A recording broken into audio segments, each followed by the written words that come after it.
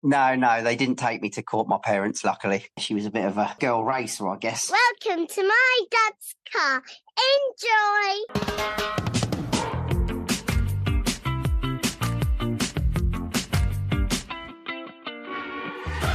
Welcome to My Dad's Car, a podcast discussing our personal relationship with automotive nostalgia. And you know what? It doesn't even have to be about your dad's car. It can be your mum's, your gran's, your parents', guardians, or even a neighbour's. If it made an impression, let's talk about it.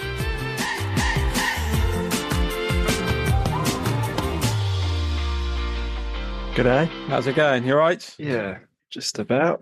A bit hot. Very hot today. Yeah? Been on the tools? On the tools, yeah.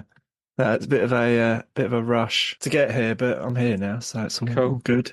How's your week been? Yeah, not too bad. 2 seconds. We've got Martin phoning us. The first time we've had a live call-in. Like Who Wants to Be a Millionaire? Hello, mate. I don't know what's going on. My laptop won't let me update the Zoom, so I'm just going to try it on my main computer, but it hasn't got a camera. Is that going to be a big deal? No, it's all right. We can work off that, or we can do it on your phone if you want to do it on your phone. I've gone and bought a headset and got it all plugged in and everything, and now my laptop's playing about. What would you prefer? Would you prefer to see my beautiful face? If so, I'll just do it on my phone. You can do it on your phone's fine. It's easier if we can see you, because if we've said something offensive, then we can tell whether you're crying. Right, okay, mate. Give us 2 minutes then, and I'll do it on my phone, all right? I'm sorry. It's all right, it's fine. I really enjoyed that. I don't know whether any of that will make the cut. It might be quite funny. Behave. Do you know what, mate? Honestly, I'm like, this is ridiculous. How do I do it so I can see everyone then, Andy? Oh, there we go, look. Look at that, we've got you. Pleased to meet you, Martin. Yeah, nice to meet you too. So Martin's a resident of Bognor and the surrounding areas, John, so you've probably frequented similar places in the past. I would have thought so. Sheiks man, Martin? Or? Oh, yes. Back in the day, mate. Sheiks and Thursdays. Beautiful. Yeah. I can still smell it. On the bottom of your shoes. Yeah. I think I lost a few pairs of shoes in there. Couldn't get them off the floor. Yeah, I know exactly that. Exactly. That probably brings us on to, for the benefit of the tape, we are joined by Martin Hackett, who I've known for 20-something years at least. Yeah. Years and years and years ago, I think. You used to make the stickers for Z-Beast, which was the car club I ran. Little Matt used to come over and do the stickers with you. That's right. I sure did. And that was early noughties. And then, when John and I were working at the car parts shop, which won't be named, you used to come in as a customer and kind of have a chat with us. Yeah. Yeah, we go back quite a while. Yeah, long time, yeah. And we seem to be seeing each other a lot more these days, don't we? Over the last few years, we've seen each other a load. Indeed, yeah. We've been playing Porsches. Do you want to give your ventures a quick shout out for those who are listening? Yeah, I mean, I can do. So basically, with the pure passion for cars, I set up a company called Fresh Layers, that's ceramic coating and PPF specialist. And we also, with that, decided to create our own product brand, which is Wax is Dead. Oh, okay. We've been doing that for a few years now, and that's sort of global. That's doing really well. Cool. And then as a sideline, I started up just before COVID hit a lighting company, which was only meant to be a bit of a sideline, but it's ended up taking over my life. Yeah, that's it, really. So the lighting thing you didn't mention, is it hexagon lighting? Yeah, hexagon lighting. Yeah, that's right. Yeah. Was that for like the ceilings of detailing studios, that sort of thing? And yeah. Yeah, exactly. You've probably seen them. Yeah. Cool. So yeah, we'll jump into it. What's your earliest car memory? My granddad's Ford Granada Scorpio. Nice. Okay. So I would have said that probably is my first memory. I mean, my granddad used to live up in Scotland, and he loved his cars, and he would always like come and drive down from Scotland to the south to pick us up. And quite interesting, he was a heavy smoker, so the car was always like something from Stars in Their Eyes. He'd open the door and then the smoke would come bellowing out, you know. How it should be. Yeah, well, exactly that, you know. Get out absolutely stinking. But I think that's probably my first memory. He had a Granada Scorpio. I think it was a Scorpio. It was a What year are we talking? No, it's got to be 1987, something like that. The rounded one, not the Cortina shape. Like the first of the rounded ones. It was like a Fat Sierra. Yeah, it was like a Fat Sierra. Yeah, I'm sure I was like 7 or 8 at the time when he had that. But the reason I remember that car so well, and I think Andy, I touched base with you the other day. I remember him having me and my sister in the car, and he'd left the windows down and we went through an automated car wash. And you could say we got rather soaked. And, this was just so he could carry on smoking a cigarette while he was, because that's what he used to do. He wouldn't take a breath. He was smoking all the time. So, yeah, we got rather wet. And it was pandemonium, to be fair. My sister was a lot younger than me, so she was screaming. And back then, they didn't have the technology to stop it. So we're all trying to roll up the windows. And we got soaked, we got absolutely soaked. So that's kind of why I remember that car. Oh, it didn't charge you for the interior clean as well as the exterior. Well, exactly. And it was that. And then kind of that went on to my granddad's second car, which was a little Metro Van Pla. Oh, nice. It was a lovely little thing, velour interior, metallic blue with a walnut. Yeah. But it comes back to, it's crazy to remember all this really, but cigarettes yet again. And he used to fill the ashtray and that to the brim. And I remember him one day taking the ashtray out while he was driving, putting it through the window. And of course, you know what's going to happen. Everything, all the ash just came back into the back of the car and covered us. Oh, no. It was just, they're kind of my first real memories of sort of going out in cars. And yeah, I'd say that's probably my first two memories. But like I say, since I was tiny, cars have just been my life, as you well know now. And then it sort of went from one extreme to the other with family cars, really. What colour was the Granada? White. White, okay. Yeah, it was a white. Classy. Yeah, it was a white one. White with sort of a stained yellow interior. a tobacco-coloured interior. Nicotine, yeah. Yeah, exactly. And then he upgraded to a Van Pla Maestro. Oh, that's a strange jump, isn't it? Mm. Was it Maestro or Metro he had? So he went from the Granada, because basically my gran stopped going out in the car with him so much, so he decided he didn't need such a big car. So then he went and got the little Metro, which was lovely. And then he loved the Metro so much, he went and got himself a black Maestro. Okay. Which was, again, the Van Pla Maestro, which was just basically a step up, wasn't it, from the Metro? Yeah. But I remember that being really cool. Granada to Metro is like 5-bedroom detached house to a 1-bed studio, isn't it? Sort of downgrade in terms of size. Yeah, exactly. Pretty bonkers, really. But to be fair with him, before that, I only distantly remember it from photos, really. He had a mini estate, like a Mark 1 mini estate. Sorry, not estate, a mini van. Yeah. Because he was a painter and decorator, and that was his, like, car stroke work van. And he actually wrote that off by hitting an Arctic lorry. Jeez. And luckily, he was all right. But yeah, he went from that and then thought, I'm going to get something a bit safer. Yeah. Went for the Granada and then went from the Granada back to a Metro and then went back to a Maestro. I think his last car ended up being a little Lupo. So very different in sizes. But yeah, that was kind of my first memories of cars. Do you know what his tobacco of choice was? Do you know what? I remember... But cigarettes? Yeah, it was cigarettes. Oh, yeah. So I remember that it was a red and white packet he always used to have, but I'm not... Embassy? Would it be Embassy or Marlborough? Yeah, one of the two. I don't know. I mean, I'm going back till I was sort of 7 years. Did he have quite a bad cough? Do you know what? He didn't. I think he used to drink enough whiskey for it not to dry the throat. All right. A thinking man. He was a full-on Scot. He was like Rabsy Nesbitt, basically. He was hilarious. And even at the age of like 75, he was still doing the splits on the floor and stuff. So, wow. Yeah, he was quite a crazy man, really. And he was one of those, if he went into a room, you'd know he was there. He was a character and a half, shall we say. Excellent. I wonder what the policy is on tobacco advertising on podcasts. We've done quite a bit recently. It could come full circle. Could be our big break. Yeah. It's quite funny, isn't it? Could be a loophole, couldn't it? We'd have to hit them up. To be fair, though, then it was just one of the things, wasn't it? I mean, him and my gran would literally just chain smoke. You know, we'd be in the back of the car, you know, and the windows would be down, but that's just how it was, wasn't it? It's weird because my mum and dad didn't smoke, but yeah, it was just part of life for me. I didn't really understand it all back then, I suppose. Not, you know, it was just what we did, wasn't it? Yeah. Now vapes and things, so... You know, do they smell better? So your granddad had come down from Scotland. Would you go back up and stay with him then, or would he stay down on the coast for a bit? No. Basically, what would happen is summer holidays, my parents both worked a lot. So my mum would either take me up there on a stagecoach and then sort of go back, and then he would drop us back down, or he would just come and pick us up, stay here in the Sussex for a day or two, and then I'd go up there for 5 weeks at a time. I used to love it. Oh, wow. Okay. Yeah. Then it goes to my father's cars, really. And he had quite an interesting collection, which I'm sure will have been mentioned many a times on the podcasts. Let's come to those in a second. I've got some more questions on your granddads. Okay. Did he listen to the radio? What was he listening to? Do you know what? He used to have mainly cassette tapes. He was massively into Frank Sinatra. Okay. Oh, Blue Eyes. So we used to listen to Frank Sinatra all the time, and he would just sing along to it. So that was basically what we had to deal with all the time, which, to be fair, probably wasn't bad then.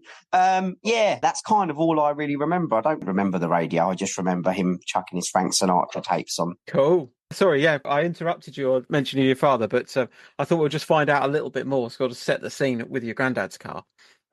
What was your dad driving? I'm guessing your mum didn't drive as she was taking you to Scotland on the bus. No, my mum didn't drive for a long time. So my first memory is my dad had a Nissan Stanza. Okay. Metallic green with a brown velour interior. It was a cool car. Were they sort of between a Sunny and a Bluebird? Is that right? Well, this is where the story thickens. Exactly that. Exactly that. So the Stanza had a boot. It was sort of more of a square. And back in the day, I always remember Halfords used to sell the old double pinstripes, didn't they? Yeah. So he would kind of do that to all his cars. So he got the matching pinstripe, like a goldy colour to match the interior. I just used to watch him there on a Saturday. As soon as he got his car, that was his little thing. Go to Halfords, get the pinstripes, put them on, and that was that. But I always remember it being a really luxurious car because obviously the velour, I think it's cool now, but back then it was just, it just felt posh. I see surreptitiously you've been influenced with your choice of sofa and cushion there. Exactly that. With the green and gold velour. Yeah, well, to be fair, that's actually very fitting. Yeah, my wife's choice, but yeah, I do like a bit of velour, I won't lie. So that's sort of carried on, I suppose. So we went from that, and then for a period, he went and got himself a Mark 3 Escort. Okay. And I always remember that because it was like brick red, so it was like an orange red. And again, he did the same, put twin stripes down the sides of that, the little pinstripes. And I always remember he had that for quite a while. And I remember at the time, it was the thing that most kids, they wanted their dad to have the XR3i, didn't they? Or the RS Turbo. And I remember always saying to him, can we get a set of, the RS wheels or the pepper pots? And eventually we ended up getting a set of pepper pots for it. And I just remember thinking, it looks so much better now. And it's so funny. I suppose it was quite cool then, but obviously, no drop or anything, standard height, your little 1.3, and it was on those. But it's just something I nagged him for ages. And in the end, he ended up getting a set off a friend of his. So, it was my idea of having an XR3 because we couldn't afford one of them. So we just had the wheels. Would he be buying them from a dealer or do you remember, or like secondhand or? Do you know what? I vaguely remember going to W. Jones, which is a dealer in Bognor, and they've been there since beginning of time. Yeah, exactly. And I remember going in there into the showroom, and at the time there was Fiestas and Escorts and Sierras and that. And I remember us going in there to get it. Oh, okay. Very vaguely. But I remember it was like a thing for him. And it was weird because we'd had the Stanza for so long, being such a reliable car. Yeah. The reason he ended up with that is because a friend of his used to run the Nissan garage over in, I think it was Shoreham Way. And then we went from that to the Escort, which was, again, I didn't really understand why, but we did. As mad as it may seem, it almost felt like, to me, the Stanza was really like luxurious and whatnot, but the Escort, it just wasn't. I think it was a bit more sporty for him. Yeah. He wasn't really into cars like I am, but, he always liked to keep them clean and he always liked to look after them. So, Then we went to another one after that. So, weird. Is your dad or is your mum still around? Yeah, they're both still around. Yeah, my mum's first car was quite an interesting car. Okay, we'll come to that a bit later then. Yeah, that's a really cool car. That was actually. It's probably one of the coolest cars my family's ever owned. So that's for everyone to keep hanging on. Well, let's not drop that one yet. You got to listen to the end, I'm afraid, guys. Yeah. So, Mark 3 Escort. What was after that? So he got fed up with that and then decided to go back to Nissan. So we ended up with this Nissan Bluebird. Okay. Yeah, it was lovely. So again, going back to the old car colours they had then, it was like this pale metallic blue. Yeah. It was a brilliant car. And I can't remember how the ranges were, but it was their top of the range. Nice. So, it even had electric front windows, which, was a bit of a rarity then, and a sunroof. Yeah. Because everyone had the old Britex, they did the sunroofs, didn't they? Yeah. But I think from memory, the Nissan had a proper sunroof in it. And my dad was a drummer in a band and he got heavily into that at one point. Oh, cool. So he needed the Bluebird for big boot space. The Escort just couldn't do it. He was always taking the back seats down and he just couldn't quite fit it in. So they ended up getting Bluebirds. It had a massive boot in it and obviously the seats went down. So yeah, good memories of that. I always associated the Bluebird with taxi firms back in the 90s. Yeah. I seem to remember my mother getting us a taxi down to Safeways via Ace Taxis. Oh, yeah, the old Safeway, yeah. Yeah. Yeah, that's right. And I think they were just a sort of car that would be reliable. And Was it an auto? no, it wasn't. It was a manual. No, yeah. Manual. But I just remember him getting, because I think from memory, the indicators were on the other side, being the Nissan from the Ford, and he'd been used to driving the Ford. We had that for quite a while. And he was always, I used to remember him, not that we're allowed to, swear on here, but I remember him cursing quite a lot. It took him so long to get used to sort of putting the indicators on, and the light switches were different. And I always used to remember him. He's quite short-tempered. So, yeah, it was quite funny, really. But, yeah, just a silly little memory, really. I remember back in the day of kind of scrapyards where you could wander around and they were all piled high, picking up the bonnet vent and the rear wing vents off Bluebirds. That's right, yeah. I ended up with a set of those. I had visions of grafting them into a bumper or a bonnet or something. Yeah. Yeah, I don't know where it would have been, kind of, Muddles, or there was one down your way, wasn't there? Eastergate Scrapyard, yeah, that was there. Yeah, or Bridges up at Pease Pottage, perhaps. But that's right, yeah. Yeah, I remember I had a red bonnet vent off a Bluebird. We'd walk around and we'd be like, oh, that'd be good. You just undo it and you'd buy it for a $5. Never do anything with it. Yeah. But yeah, so from there, my dad ended up having that car for a long time. And then my mum passed her test. And I suppose she ended up with the cool car, really. What sort of age were you when your mum passed her test? I'm trying to think. My mum didn't start till pretty late. So I think I was probably 12, 13 at the time. So did she start driving because of work or to take you to school or just because she wanted to? Or? No. I think she just wanted to start driving for her own independence, and she loved shopping. So I think it was just a case of not having... My dad would work quite long hours, you see, and then at the weekends he'd be out gigging. So they would be in the band. So Fridays and Saturday nights quite often, or, majority of the Saturdays. So if he wasn't practicing, basically she couldn't get out of the house where she wanted to go. And we lived in Barnum at the time. So obviously, we had the train, but I think it was just a case that she just wanted to have her own independence. And eventually my grandparents moved down here, you see, and she wanted to go and see them quite often. Yeah. And her sister moved down as well. So the whole family ended up moving down to this area. And I think it was just a case of being able to get about. So yeah, that's kind of where we started with that. So I don't know the answer to this, and obviously John doesn't know either. It's a cool car. Shall we... Well, I think it's a cool car. Should we have a suggestion? Martin's kind of 12-ish. I'm intrigued. Mm-hmm. I'm going for a Nova. No. What do you reckon, John? I'm going to go for a Golf. Oh, no. She ended up with one of them, but we'll tell you that story's even better. Okay. Renault 5. No. Polo. No. Okay, come on then. I give up. Right, so it was a Ford Fiesta 1300 Sport. Oh, nice. But it was peppermint green with a Wabato roof. Oh. What, Mark 1, I guess? Yes. Yeah, okay. It was brilliant, mate. I mean, she bought it from Shoreham Car Auctions. So it obviously had a few issues. It was the things. My mum wanted it. It was really bright. I mean, peppermint green, and it had like stripes along the bottom. Nice. With a 1300 Sport or whatever it was. And the whole roof was black canvas. Yeah. And I just remember her getting it home. But, we soon found out that the boot floor where the spare wheel was rotten and it had to be welded up straight away.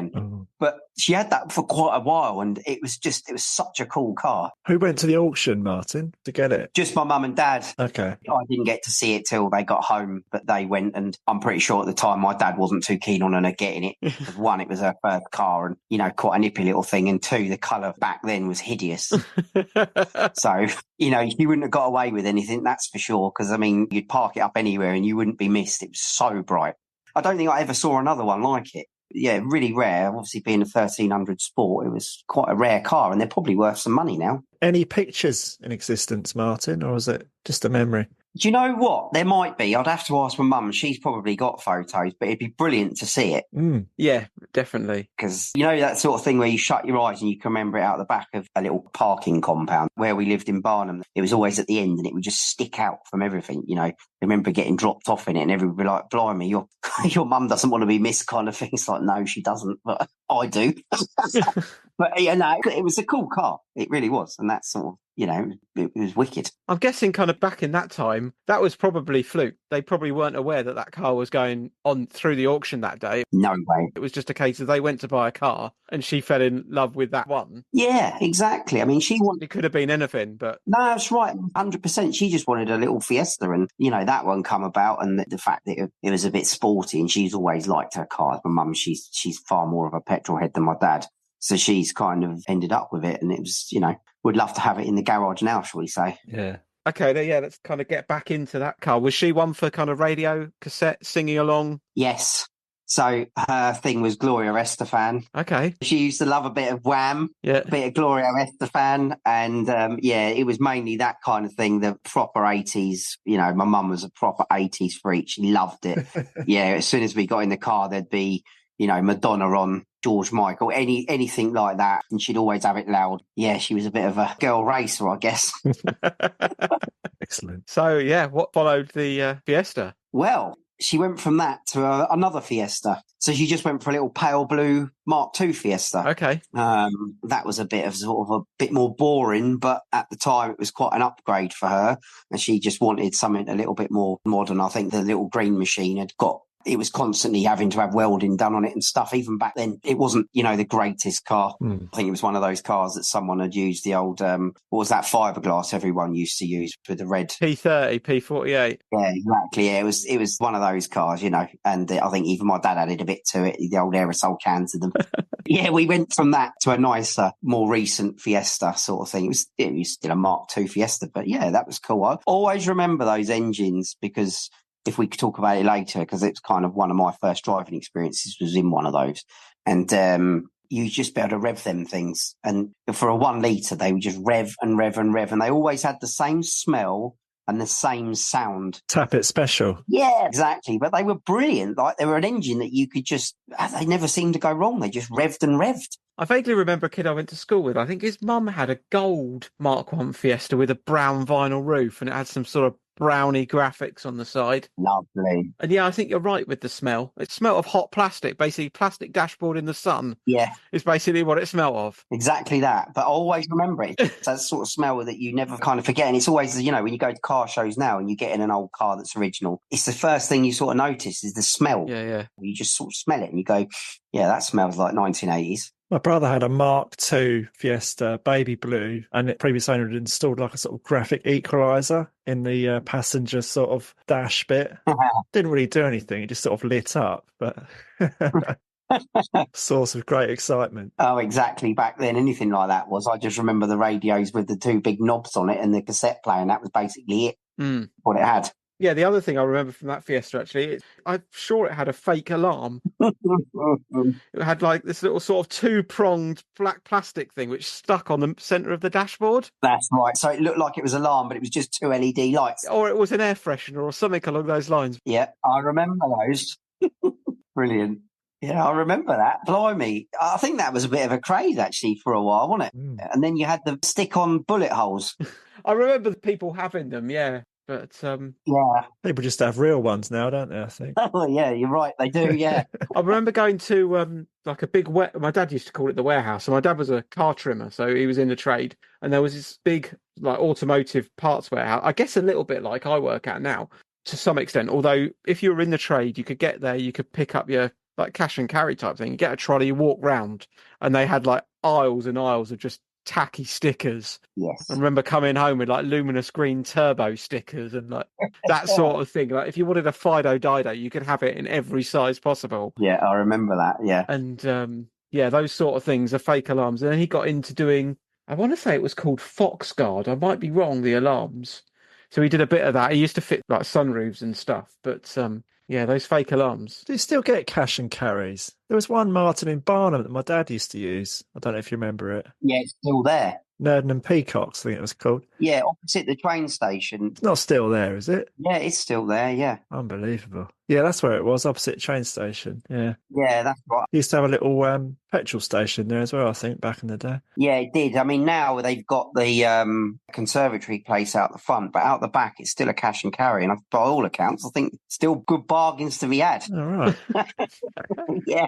So, yeah, we're graduating from Mk2 Fiesta. Where are we going after that? Well, then something took a turn, which was rather weird. She went and got herself a Yugo. Yeah, I know. I'm not really sure why. All I remember at the time, she'd had the Fiesta for a while, and she had a bit of a scare in the Fiesta, and it had a whack. And she ended up deciding that she wanted something hilarious. She wanted something strong. So she was scared about getting hurt in the car. So some bloke that was up the road from us told her about the Yugo and how it was strong and the metal and the rush, all this nonsense. So she went out and bought it. I think it was called, was it Yugo Lavia or something like that? It was a 45, wasn't it? Was it a Yugo 45? It might have been. It looked like an upside down boat. It was a funny little shape. It had like this weird little boot. What colour? Navy blue with red pinstripes. Okay. And these little funny sort of silver metal hubcaps. It was a really, really basic car, but she didn't get on with it. It was really heavy steering. She didn't have it for long at all. She got rid of it. So, yeah, it wasn't something we kept for long. And then... Oh, you're right. They were called Zastavas. That's it. Yugo Zastava. Ugly looking thing, isn't it? Yeah. Yeah. Is it like a small hatchbacky type thing? Boxy. It had a little boot on it. Oh, there you go. A bit like that. Oh, yeah. Yeah, that's what I've had in my head. Yeah, it was like that. As I say, we didn't have that for long. So she went and just got another Fiesta, and then she had that for a long time. And then we went to the upgrade for the Golf. And this is where my first experience of driving happened. Okay. I don't know what I'm allowed to get away with on here, but I will tell you what happened. As long as there's not any court cases outstanding. No, they didn't take me to court, my parents, luckily. Okay, paint the picture. Tell us all about it. Right, so we just moved to a bungalow in Eastergate. They just had one of those, the prefab garages with the asbestos roofs, yeah, with the gravel on the outside. So they just had this lovely garage put in. My mum had finally got a Golf that she wanted, so we got this really lovely navy blue F-Reg CL. Beautiful it was, immaculate, with like the standard blue interior that they had. Yeah. Anyway, it's something my mum really wanted. Yeah, so we got that, and she'd had it a short period. And by this time, I just thought, I think I'll be all right to drive. They'd gone out, and I'd popped the garage open. She'd left the keys on the side, and I thought it would be quite interesting to just reverse it up the drive. I was going to give it a wash and then maybe take it up and down the road. Fair enough. I wasn't old enough, by the way. Nowhere near. So what I decided to do was get in the car, start it up, and instead of going into reverse, I went forward. Oh, no. So I actually went through the garage. I took the back end of this prefab garage out, smashed the whole front of her car up, got to the windscreen, smashed the windscreen, and got out the car. Oh, no. Yes. I couldn't even put the car back, try and fix anything. It was way too gone. So, yeah, I basically just had to wait till my parents come home to say, give me the rollicking of my life was, an understatement. So, I'd smashed my mum's car up, and then they kind of made me pay for it, the damage, over a long period of time, which actually taught me a good thing with value of money, to be fair. Yeah. So, obviously they probably didn't charge me anywhere near what it would have cost to get everything fixed. But, it definitely taught me a thing or two. Did she get it fixed, or was it a write-off? No, she got it fixed. No, luckily what had happened is the way this garage was bolted together, and when I mean bolted, it was literally bolted. I think what I'd done is the way I'd driven into it, the bottom had come out first. So what it had done is it had scraped all the roof line, scraped all the top of the front of the roof of the car, smashed the screen, and then just damaged the front bumper. It demolished the bonnet, like completely scraped all the bonnet up and the wings, top of the wings. So from memory, they had to get the bonnet, the wings, headlights, and had to have the roof painted and a new windscreen. And I think one of the mirrors as well. Sheesh. Whoops. Yeah, but do you know what? Good comes out of bad things, because from that, my uncle, he saw the funny side to it, because he was a bit of a comedian, my uncle, and he said, I'll tell you what, I'm going to teach you to drive. So he basically taught me to drive in a Toyota Hilux. Indestructible. Yeah, exactly. That's what he said. He says, you won't be able to smash this up. So he used to take me up to Tangmere Airfield when you get on there. Yeah. And, practice in that, and then go to Ford Airfield. And then, crazy enough, he let me drive it home from school one day. Wow. So, yeah, quite mad. But yeah, there's me like 14, 15, and my uncle's picked me up and he's gone, oh, you can drive home. In your school uniform. Yeah, exactly. Not that it was far. And just said, whatever you do, don't tell your mum and dad. I was like, no, don't worry about that, and don't even think they know to this day that it happened more than once as well. So that's how I learned to drive. You got a few weeks to tell them, Martin. Yeah, exactly that. Yeah. And then it was, I don't know where you want to go with this, but when you're ready, I'll go through my first experience of actually driving, because that wasn't very legal either, but quite a good story, to be fair. So, well, you sort of, sown the seed. We may as well let you continue. I'll try and not drag it out. So basically, a friend of mine had passed his test before us lot, so he was a year above us, and he got himself a blue Fiesta, exactly the same as the one my mum used to have. Yeah. It failed its MOT and he couldn't afford to get it done, and he didn't want to. Had a massive hole in the boot and it failed on a load of welding. So me and 3 friends decided to buy it off him. Okay. We bought it off him for like 150 quid. And we paid 50 quid each for it. And we used to call it, I don't know if I'm allowed to say it, but we used to call it the bitch. And basically, I have actually still got photos of this car somewhere. So what we did, we were sort of 15, 16 at the time.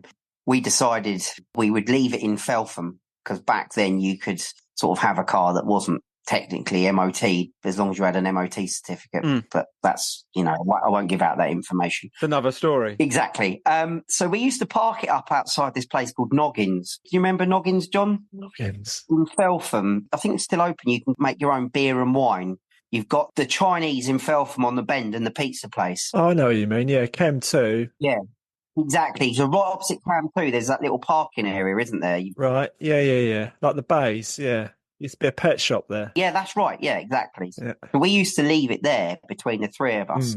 And we'd basically just take turns in driving to college. Well, not college, sorry, school, picking each other up and going to Rutherford's in it. Fantastic. And it was, that was kind of it, and how I really learned to drive, because I think we had that car for about 8 months. Wow. So we drove that car for 8 months, sort of literally everywhere, Brighton, Worthing, Portsmouth. We used to go clubbing in Portsmouth. And that's kind of how I actually properly learned to drive. Super. So when I had lessons, I was ready to go. I just picked up a few bad habits. And I guess your folks had absolutely no clue that you had this car stashed away. You were just popping out for the night. They thought you were down the beach or the park. Yeah, none of our parents had a clue, because like I say, we literally just used to leave the key and we would take turns. We'd let each other know, and that would be it. Back then you had home phones as well, didn't you? So you would ring each other up and just say, oh, I'll come and get you at 7 o'clock, and then we'll go to Worthing and go to Rutherford's. Who's driving? We just take turns. I actually remember one night, and this is actually God's honest truth, and I've told this story many a time. We'd been at Rutherford's and the car wouldn't start, and the police actually jump-started us. As you can imagine, we were petrified, but they gave us a jump and let us go. So, pretty cool. You probably had a few beers as well. Yeah. Luckily, it wasn't me behind the steering wheel at the time. It was a friend of mine. But yeah, I just remember them sort of jumping us because we just couldn't get it going. So yeah, it's brilliant. Fantastic. Yeah. Love the way no one batted an eyelid to the car just being parked up in the village just for sort of a week at a time. And again, they just wouldn't, would they? No. And, it was the thing with the tax system, wasn't it? It's like insurance was a 7-day wonder. Your cover note, that's all you needed was a cover note. And your MOT wasn't online, and your tax disc was, that was sort of take a tax disc out of whatever or print your own kind of thing. But yeah, that's what we did. So 3 of us learned to drive. And we all passed our test first time, so it couldn't have been too bad. I bet he was fuming in the Chinese losing a parking space all that time.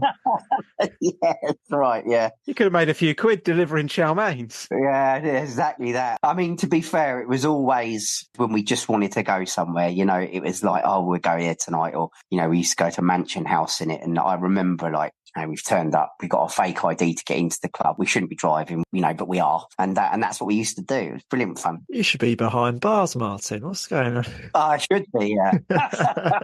Yeah, things were very different then, though, aren't they? Yeah. And then obviously when you do pass your test, things obviously change, and I got very sensible. Do you think your parents or your grandparents' choice of cars have influenced what you've got into? Do you know what? Possibly. I mean, I wouldn't say so much, because my first car wasn't what any of them had. And I think it was more the friends that I was sort of hanging around with at the time. Yeah. You know, I appreciate the cars they had, but yeah, as you know, Andy, I've sort of always gone for the German car. For me, when I passed my test, it was more about what was the cheapest car I could insure, play around with and have fun with and modify. And back when we first started to drive, there was only really one or two cars that you would do that with. And that's why, you know, I bought my first car was what it was. So, yeah. What was your first car, Andy? Well, there's two answers to it. Oh. Technically, when I was 14, I think, basically I'd annoyed my mum. I'd annoyed her so much that I wanted a car that she bought me a Reliant Robin. Brilliant. What a car. And it was in the Friday ad. I'd been to look at a Beetle a couple of years before with my stepdad at the time. And he decided it was a bit too far gone. I really wanted a Beetle. I used to read Volkswagen and PVW and that sort of stuff. Yeah, Mum decided if she was going to buy me a car, she bought this Reliant Robin, which was a yellow freewheel van. Brilliant. The guy was downsizing to get a moped. He was in like a bedsit in Littlehampton. And he had a friend who had one as well. My mum refused to drive it, so they delivered it round to our house the next day. I drove it up the drive, nearly put it through the garage door because I'd never driven before. Oh, I've heard that story before. So I got there, the brakes weren't very good. Yeah, just nudged the garage door. And then, yeah, me and my friends painted it gloss black with Dulux all-weather shield because that was what was in the shed. Brilliant. Painted all the chrome metallic blue, smoothed the boot over so you couldn't get in the back. I basically just put coach bolts through it and smoothed it off. And then talking of XR3Is, I went to an auto jumble with my dad and found, you remember that like the spoilers on the Escorts used to be a bit spongy? Yeah, the black rubber ones. I remember those, yeah. Yeah. So I found one of those. I was like, I'm going to have that. That was a £5 or something. So I bought that and basically cut it in half and joined it again and bolted it to the roof. Right. So yeah, that was my first car technically, although it never saw the road. We moved house and we had to get rid of it because it was parked on the driveway and we needed a skip. My mum was like, it's got to go. So yeah, we got rid of it. And the guy apparently raced it at Arlington. Really? Yeah, we went to go and watch it. We didn't see it go round. I was looking for a car with no hinges on the back. Right. Because obviously I'd cut them off. Yeah. But didn't see it race. PNJ 617R, I think was the reg. Brilliant. My first actual car was a Mk2 Polo bread van match, Cool. which my dad got me. And he was like, oh, I've got you a car. Is it red? Yeah, red one, yeah. I remember it. Yeah, he got me that. When he told me, I was like, oh, it's not one of them ones that looks like a hearse, is it? And he was like, yeah. Yeah. My mum had a brown Mk1 Astra 3-door for a while. Yeah. When I was like 15, I thought, oh, this is going to be a wicked first car. 3-door, 1300 or something. Yeah, cool car. Dream on. Oh, this could be kind of GTE replica. It's just kind of crying out for coolness. I'd started putting stickers on it and things. As you do. And then they got rid of that. But yeah, my dad bought me this Mk2 Polo bread van, red one. And then, yeah, I spent years messing around with it. Brilliant. What about you, John? Same as Andy, Mark II, bread van. Oh, is that how you two met? We met at said shopping destination. Course, right, yeah. Yeah, it's a really good car. I wish I'd kept it, to be honest. Yeah. You probably would have seen it around, Martin, no doubt. It's like a sort of maroon, dark red. I'm sure I would have done. Good little thing, yeah. Yeah, anything Volkswagen I'd have had my eyes on, you know. Anything else we need to ask you, Martin, as we start wrapping it up? My first car, believe it or not, was a Mini. Fantastic. I have had a Mini. I've got unfinished business with Mini. Have you still got this ridiculous Mini? No, I had to get rid of it. It was a death trap. It was too powerful, mate. I mean, 225 horsepower in a 650 kilo car was just too much. Jesus. What sort of Mini are we talking? An old... Classic one, yeah. Yeah, it was an Integra Type R engine Mini and it had been stripped out and it was mental, absolutely mental thing. But yeah, my first Mini, it had like a body kit on it. And I remember buying it off a mate of mine who'd sort of half finished it. And I got it before I could drive. And it was in my mum and dad's garage. And I used to just spend most of my weekends in there doing bits to it, putting stickers on it like you did, sun strip. I got my old speakers from my house, big old Sony ones, and then wired them under the carpet so they would go in there. Yeah. No space for anyone in the back because that's all I had was the old Sony CD player, and bought myself a set of Revolution wheels for it. And yeah, that was my baby for years. Nice. It was pretty unreliable. It would always break down. But then to be fair, that taught me a lot about working on cars because the engine came out and I ended up going from that to lots and lots of Minis and built loads of Minis over my years, you know, loads and loads. But then I had a Mini that went wrong badly and I ended up, that's what got me into the Golfs. Oh, okay. I ended up buying a Golf and realising why on earth have I been messing around with Minis all this time when Golfs were reliable. And that's what happened. Even after this one, would you have another Mini? Not ever now.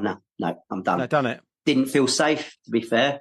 They're just so Really? small now. No, I think just cars are so big now on the road. It just, no, I don't think I could do it, mate. And I think for the money they demand, they're just such, it's like the Beatles. I mean, don't get me wrong, the Beatles, better built, I would have said, but don't know, they just don't feel safe. So I just decided, I didn't have it for long, as you know, but I only needed to drive it twice to tell myself that this isn't a car that I can have, not with children and a family. It's just, no. Yeah. There wouldn't have been any point in driving it like Miss Daisy. It just wasn't that sort of car. But every time you drove it up the road, it wanted to take you into a ditch or a bush. So I just thought, this isn't for me. I'll let a lunatic take it on. Well, that was that, really. Fantastic. We'll wrap it up. Thank you very much for joining us. It's been good fun. Yeah, thanks very much. I mean, like I say, hopefully it was entertaining enough. Absolutely. It's been good to be on it, and I've enjoyed it. So keep up the good work, chaps. It's brilliant. Cool. Thank you very much, mate. Thanks, Martin. Nice to meet you. Yeah, and you, mate. And I'll no doubtly see you again. I mean, we might have even met. Who knows? Probably. Yeah. Well, I probably sold you some wipers or something. Would have thought so. Yeah, something like that. Yeah. Cool. All right, then. Well, thanks ever so much, and we'll catch up soon, yeah? Yeah, indeed. Yeah, look after yourself. Cheers. Bye. That was good fun. Yeah, lots of good stories, lots of good cars. Yeah, some nice driving stories as well. We had, obviously, kind of going back a few series, we had Rupert, didn't we, who was driving his dad's car kind of up and down the drive. And then this is almost a step further, driving to nightclubs and owning a Fiesta with a consortium of friends. There's something nice, isn't there, about... Obviously, it was breaking the law, but just back then, I don't know why, but it just sort of seems it's all good, harmless fun, wasn't it, really? A bit of a charming crime. Yeah. Oh, they didn't mean any harm by it. No. As long as no one gets hurt. Yeah. No, it's good. Good to hear. Yeah, I think we have had Granadas come up before, haven't we? Obviously, we've had a few kind of cigarette endorsed stories as well. Yeah. Which, I'm sure you can't do cigarette advertising on anything these days. I wouldn't have thought so. But it'd be hilarious if there was a loophole for podcasts. Yes. Somehow we ended up with probably be some sort of vape conversion advert, wouldn't it, now? Yeah, I guess so. Yeah, I don't really endorse smoking, but yeah, I definitely don't endorse that either. Not for me. Yeah, that's probably worse. I think so, yeah. Certainly looks more stupid, in my opinion. Yes. No offence to all the vapors out there. Yeah, that's half our audience. God. I know we've got a strong vape community. Oh, no. So, yeah, that was good. Yeah, the peppermint green Fiesta from the auction as well. Nice to hear mention of auctions. I hope we can find a picture of that Fiesta. Yeah, that'd be quite cool, wouldn't it? Because I can't really picture it in my mind, this colour. I can sort of identify the Porsche equivalent that you mentioned. Yeah, that's what I'm picturing, but whether it is that, I don't know. So, yeah, that was cool. Obviously, the faux pas of driving the Golf through the garage, which we've had a few cars going through garage. Yeah. I think even, was it Rob's granddad put a car through the garage? Yes, I think on episode 1, I believe. Then we had Sam, whose mum drove a Rolls Royce through the garage. Yeah. Seems to be a bit of a theme in the 80s/90s of driving through garages. Yeah, maybe the gear sticks just weren't labelled as clearly as they are now. Yeah, you just forget. Whoops. Occasionally you get in a car, don't you? And you sort of, don't need to do that. But, I wouldn't know. I've not driven a manual for such a long time, for like 10 years probably. So yeah, I think it's harder to do it in an auto. Yeah, I guess so. Yeah, you've got kind of a linear system, and then it comes up on the dash as well, doesn't it? Normally, where you're going. What else did we have in there? Some good music as well, wasn't there? It was Frank Sinatra, and then his mum. Yeah, his mum was kind of into the 80s stuff. Great stuff. Yeah. Estefan, Wham. Yeah, wonderful. You could kind of, just in your mind's eye, I can see her. Picture, yeah, peppermint Fiesta. Yeah. Shoulder pads. Yeah. Window down. Perm. Bit of peroxide. That's it. Chewing some gum or something like that. Wrigley's. Yeah. Absolutely. So, yeah, some good stories from that. Enjoyed that one. Yeah, it was a good one. And, be good to get that one done. Cool. Well, thank you very much, John. Thanks for having me. Yeah, it's been good fun. And, we'll wrap it up and roll the credits. Thank you for listening to My Dad's Car. I hope you enjoyed the show. Please support us. Buy us a coffee and subscribe. And tell all your friends.